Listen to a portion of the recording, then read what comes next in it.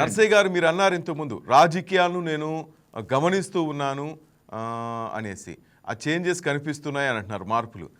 ఆ మార్పులు మీరేమైనా మార్చగలరా? మేము మా ప్రయత్నం అదండి.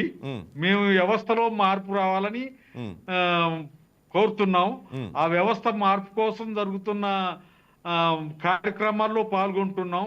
వ్యవస్థలో మార్పు రాకుండా ఇక్కడ పేదోడికి న్యాయం జరగదు. వ్యవస్థలో మార్పు రాకుండా ప్రజలకి న్యాయం జరగదండి.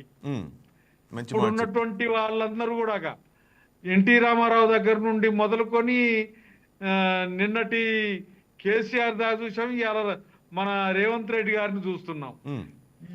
ఆ రాజకీయాలు ఏంటి అని అంటే వాళ్ళ ప్రభావం పెంచుకోవటానికి, ఆ ప్రభావాన్ని బతికించుకోవటానికి చేస్తున్నటువంటి ప్రయత్నాలు తప్ప ఓట్లేసినటువంటి ప్రజలు వాళ్ళ ఓట్లని డబ్బులతో కొంటున్నారు.